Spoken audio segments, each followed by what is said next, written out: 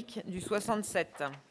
Camarades, je vous amène le salut fraternel du SNUDI-FO du Pas-de-Calais, dont l'Assemblée générale m'a mandaté à l'unanimité pour approuver le rapport d'activité.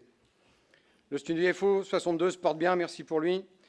Chaque année qui passe depuis maintenant plusieurs années se conclut par une augmentation significative de notre nombre d'adhérents et nous espérons accrocher les 200 cartes. Même si historiquement le SE reste majoritaire dans le premier degré dans notre département, c'est une espèce de distorsion, nous enfonçons des coins dans cette hégémonie. Nous rallions depuis 2 ou 3 ans nombre de ces adhérents et adhérentes déçus. Le mérite ne m'en revient pas, les personnes passent, les mandats restent.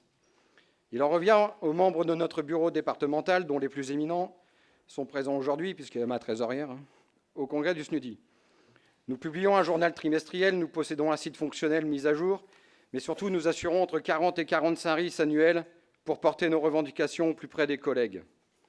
Conformément au mandat qui nous a été confié par le national et la fédération, nous contribuons au développement du département du Nord. Nous y assurons tournée d'école, RIS.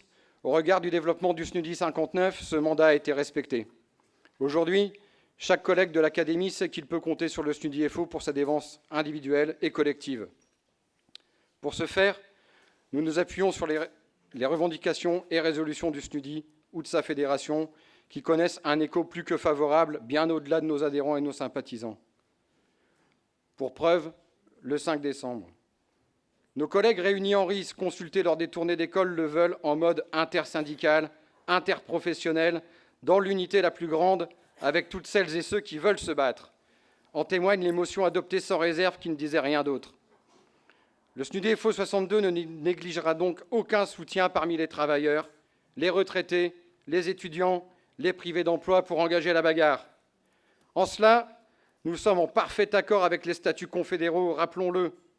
Les syndicats Force ouvrière affirment que le mouvement syndical des travailleurs ne peut s'isoler dans la nation.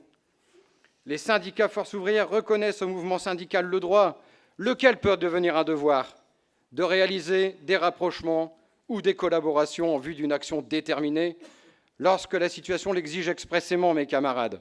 Fin de citation. Quand les discussions s'aiguisent, un retour aux fondamentaux s'impose. La seule véritable question est là. La situation exige-t-elle expressément ces rapprochements et collaborations, y compris au-delà des appartenances et des couleurs de gilet ou de stylo? Pour le SNUDI-FO, la réponse est oui. Comme le dit mon camarade Yvan Moquette, je ne connais que 2 classes, les exploiteurs et les exploités. Je n'ai pas trouvé mieux, je m'acquitterai des droits d'auteur en liquide. Ce sont nos statuts, mes camarades.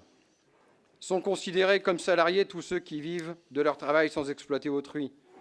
À nous de ramener les exploités de tous bords vers le syndicalisme confédéré, libre et indépendant. Vive le SNUDI-FO 62, vive le syndicalisme libre et indépendant, vive la CGT-FO.